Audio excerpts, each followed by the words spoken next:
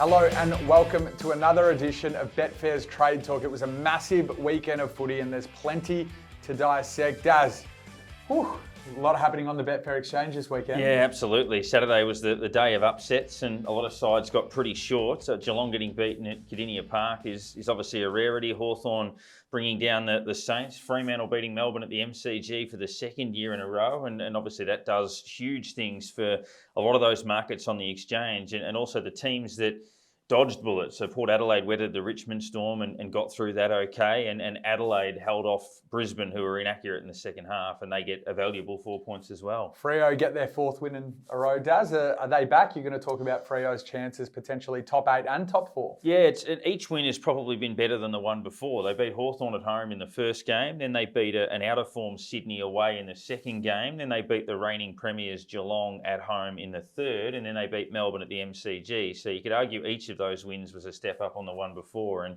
yeah, they're very much looking like the Fremantle of 2022. And of course, the woes for Carlton continue. They lost to Sydney at the SCG on Friday night. Yeah, 59 inside 50s for 6 goals. They had, I think, 57 against the Bulldogs and kicked 8 a couple of weeks ago. They had 57 and kicked 7 against Collingwood, I think, the week before as well. So just not happening forward of centre for them, and they've got the firepower to do it. But yeah, there's a lot to talk about with Carlton.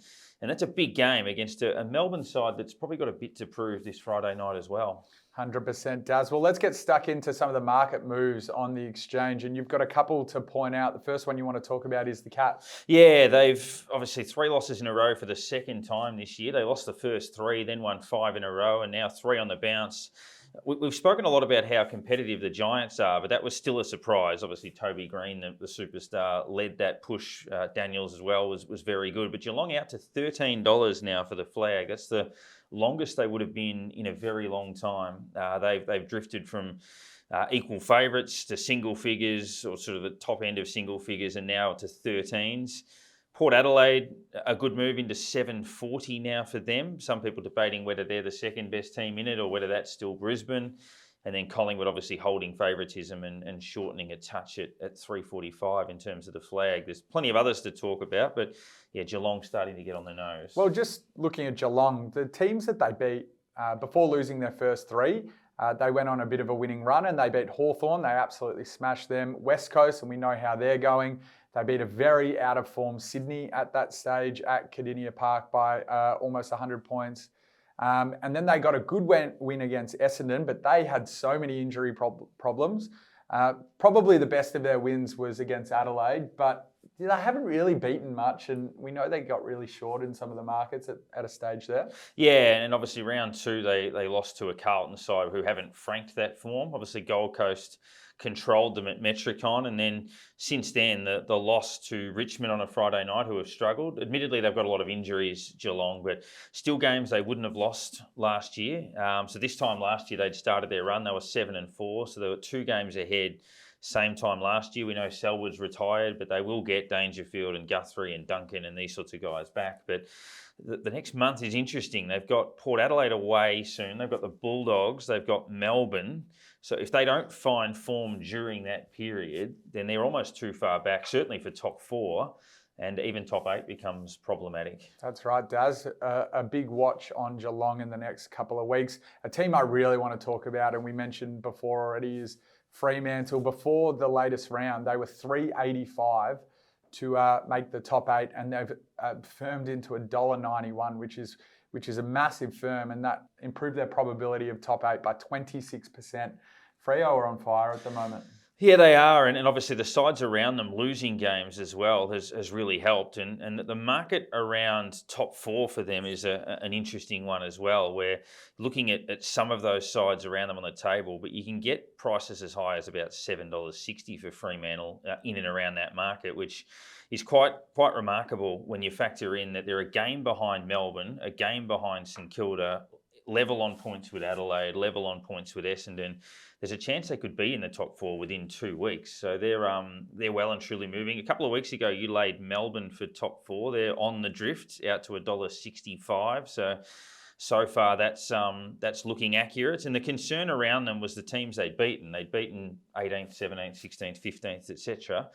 Now they've had a bit of pressure put on them by an informed Fremantle. They lost to Port Adelaide the week before. They're not exactly going bad. They've lost both those games by about a kick. Clayton Oliver's not there. But obviously Collingwood coming up soon for them will be a real test as to where they're at. And the other one, I guess, is the Saints, who were $1.25 to make the 8 last week, $1.74 on the back of the Hawthorn loss. And it's going to be interesting with the Saints because we know they've got a very tough run home. Let's move over to the Brownlow predictor and our predictions segments. Who do you want to talk about, Daz, in terms of the Brownlow predictor? Probably a couple. So Zach Butters was our focus last week, and he's probably going to get votes again. Taranto will get the 3, he played a blinder, but Butters should get a couple. Had a lot of the ball, kicked goals, and his market didn't move as much as it did last week, but he's still hovering around the double-figure mark. But I still really like Christian Petrarca. Chance for votes again in a close game. Oliver out for a couple of weeks gives him that chance to shine. And looking at the Brownlow predictor, it's got him getting votes in 7 of Melbourne's 11 games this year. And I reckon a couple of the ones where he sort of predicted to get 2, he could easily get 3 based on his influence. So it's conceivable he's leading the Brownlow as we speak. So I still think $10 is a very good price on track, but I think you're keen on his teammate when he comes back. Well, that's right. Let's talk through the Brownlow predictor so far, and we'll check out the leaderboard. Nick Daicos on top there with 16 votes. Christian Petrarca with 14.5. Tim Taranto, 13.5. Zach Merritt, 13.5. Zach Butters, 13. Clayton Oliver, Jordan De Goey, and also Marcus Bontempelli, all on 13 votes. So yeah, the Brownlow predictor is, or the Brownlow in general market is really heating up. Is there any bets that you would want to do after looking at the Brownlow predictor there? Still don't mind Lachie Neale. We spoke about him he went from 24s into 12s, now 15.50. He was well tagged by Ben Keys on Sunday, but I still think there's plenty of votes for him in the run home. And yeah, that Petrarca one. How are you playing Nick Daicos? I think you were laying him. He's been a hold and a lay, I think, at times in recent weeks. Played well again on Sunday. Are you still bullish on his chances? I can't wait to get stuck into Nick Daicos, and I'll give you all my statistics in the buy, hold and sell segment, but I'm a firm believer that he was way too short for a long period of time. And now, remarkably, after another big game on the weekend, he's actually drifting again in the Brownlow market. Why do you think that is, Daz? I think there's a lot of form around him, which probably contributes to it. But do you think it's a matter of Nick Daicos' form or other things happening in the market? Probably other things. It might be, I guess, the Brownlow's version of recency bias, where obviously his first 6 weeks he was best on ground nearly every week. He's been good since then, but I think people have seen, Butters' form go through the roof. Oliver, Bontempelli, De Goey, Neale, you kind of see what's in front of you at the time, and maybe people react to that rather than, he's actually probably got 15, 16 votes in the bank already, which is going to take some running down at this stage of the year. So I think people respond to what they've just seen a lot in that situation. Yeah, I agree, Daz. Well, we're going to go to buy, hold and sell. And Daz, I'm going to ask you first up, who are you buying this week? This week, I'm buying Fremantle on that top 4 odds. Now, it doesn't mean necessarily that they're more likely than anybody else, but their odds suggest that they're less likely than Adelaide and St Kilda and teams like that, and Geelong for that matter. I think on form, they're at least the equal of all of those sides. And I think if you look at who some of those teams around them play in coming weeks, they could be in the top 4 within the next 2 to 3. So I just think the price on them justifies a buy. Yeah, I think that's a great trading strategy, Daz. Well, I'm buying Nick Daicos, and I've been selling him basically all year because I think his price has been way too short. And I said if he got to the $4 mark, I'd be happy to back him. And he averages 34 disposals against teams outside of the top 8, and he's only had under 30 touches against one of those teams, and that was Sydney. And we remember he got tagged out of that game by Ryan Clark. I don't think West Coast, obviously Collingwood play West Coast this week, are in a position to tag Nick Daicos. I think Adam Simpson would be more careful about getting his team to learn how to play as a side rather than tagging out one player. He's currently on 16 predicted votes for the Brownlow so far. Last week, he had 32 touches, a goal and a goal assist. So he's sure to be in the votes against North Melbourne. Whether that's 3, 2 or 1, we'll see. But I just want to talk about the average price of Nick Daicos across all the bookmakers at the moment. PointsBet have him at $2.75. Tab have him at $2.75. Ladbrokes $3 and Sportsbet $3.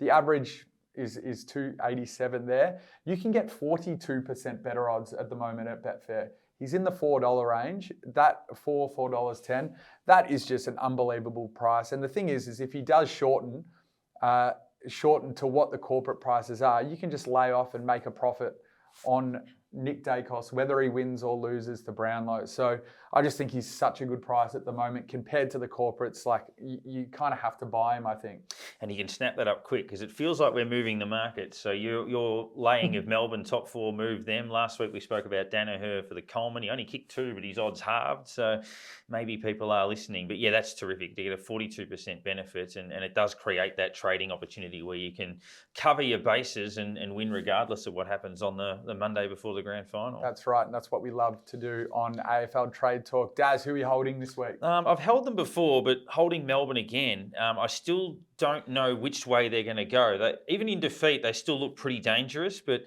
if you go back to the middle of last year, they're something like 16 and 14. So they're only going at about 50%.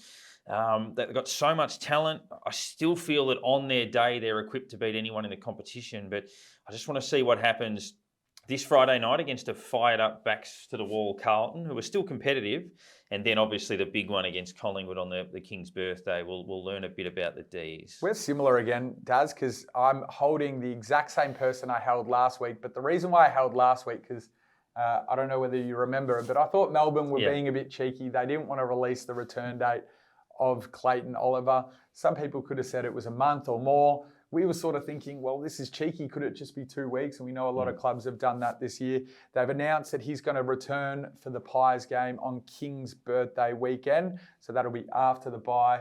Look, I think Clayton Oliver is still a chance to win the Brownlow. He's only going to miss 2 games, and I think you're going to get a price.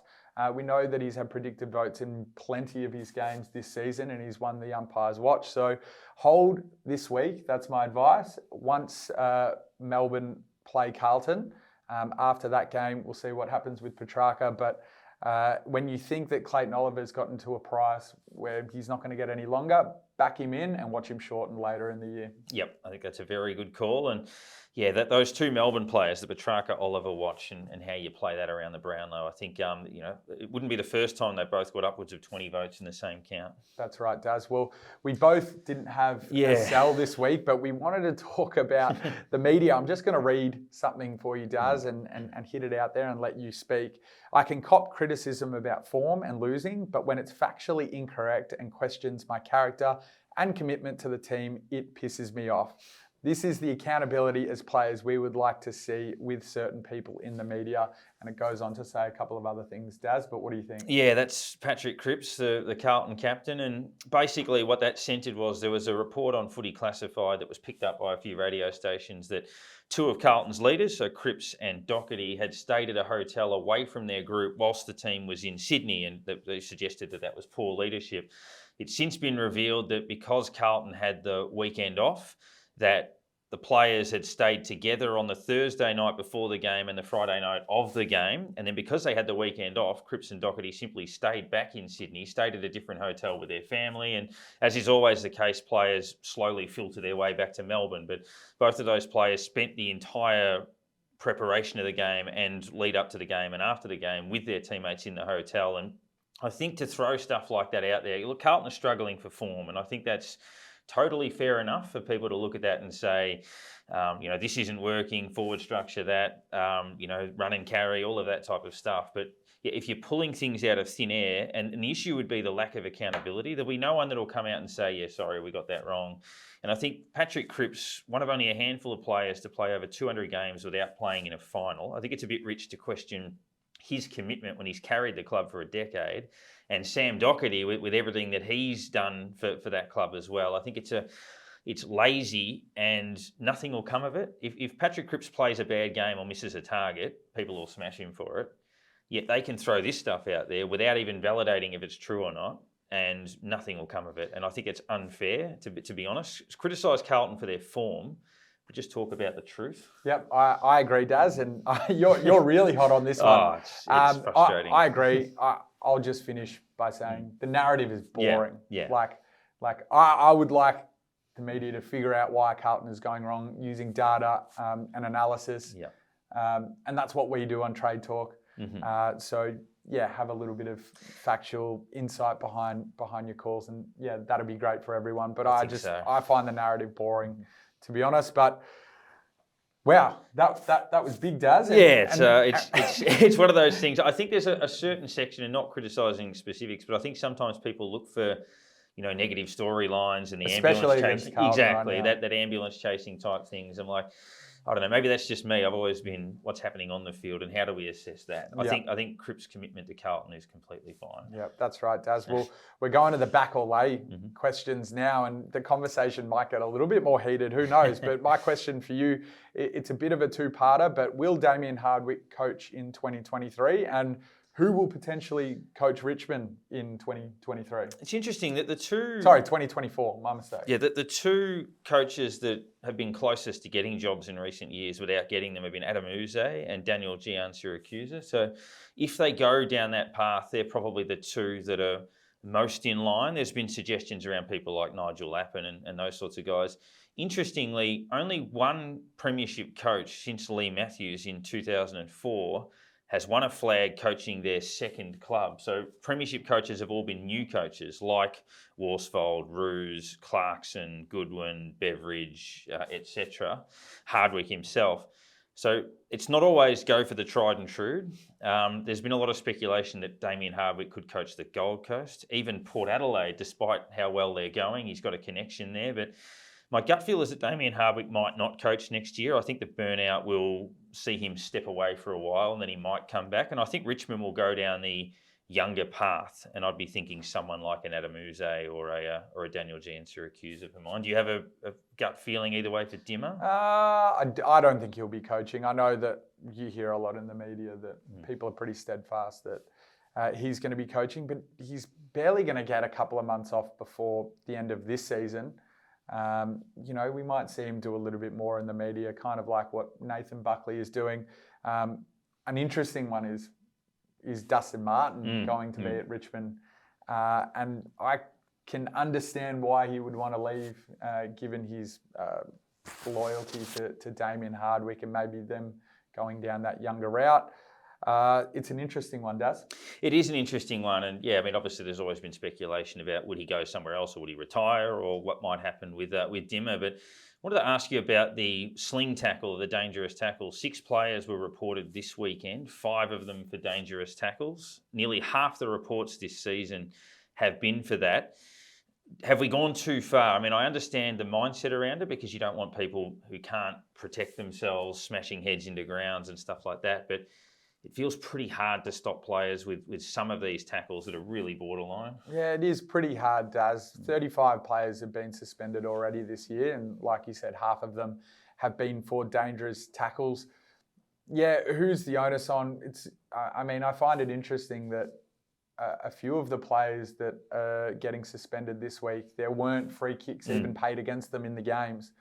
It's clearly a hard one for umpires to adjudicate because everything's so case by case. It's not going to be a black or white situation. I feel like we need to try and adapt. The tackle isn't going to be dead. It's just going to be different. So for that to happen, I think the players probably need to take a little bit more ownership. I just don't think that they can take players to ground, and that is a choice at the end of the day. I know things happen quickly, but you can't you can't control what happens if you do take a player to ground, as we've seen with a couple of the instances on the weekend. Using the Adam Chera one, which we've looked at in a bit of detail, it's interesting to see the actual tackle because both players were falling to the ground at the same time. Adam Chera moves Hickey off his body so he doesn't land on him. Hickey had his head back, and then he got that whiplash jolt that we see often happen in so many different situations. Players on the lead, there may not even be contact involved from another player. That's not Chera's fault. No. Chera has absolutely no control over that situation, and that's when you can't, it's a bitter pill to swallow. Sorry, when Chera gets suspended this week against a big game. In a big game against Melbourne, Carlton really, really need him. And he probably shouldn't get suspended off that. Yeah, in the Chera case, he's falling back. He's tackling a guy that would weigh at least 20 kilos more than him. So there's obviously almost a duty to try to protect yourself in that situation. And if we look even at our Brownlow predictors, I mean, Zach Merritt, 13.5 votes, can't win it because he's been suspended. Tom Green has been suspended. Obviously, Adam Chera, not that he was necessarily going to win it, but has been suspended as well. You then throw in Rory Laird, who's facing suspension, who's not entirely without a hope. So it's obviously Sicily had 3 votes on the weekend. Playing havoc with votes. that market. Obviously, there's the talk around whether you should be ineligible or not. But I think they've got to show a little bit more understanding. I mean, bringing players to ground, obviously the purpose of that has always been, well, they can't kick it and they can't dispose of it if you bring them to ground. But yeah, that dumping motion of hurting players, fair enough, police that, but it's pretty tricky. And the other one with the Adam Chera incident is both his hands were free if you look at both of the angles. But in that situation, his arms wouldn't have been able to do anything. He couldn't break his fall. That's just victim of the circumstances there, I think. What about the Laird one? What did you think about that this week? Yeah, it looked like he almost tried to protect him a little bit on the way down, that he sort of positioned his hand not to sort of cradle him, but to limit the injury. So I actually thought in that situation there was a clear duty of care from the player. So that was a little bit tough, I think. Well, I'll tell you what, if any players get suspended for dangerous tackles that potentially probably shouldn't have been suspended for, that are in my green book at the moment for the Brownlow, we'll be taking to the streets. What do you think about that, Dad? Yeah, no, I'd be with you. There's a few things we can protest about, I think, with that. So. Well, that's a great episode, Daz. Thank you so much for joining us on AFL Trade Talk. We'll be back next week to talk about all the happenings on the Betfair Exchange.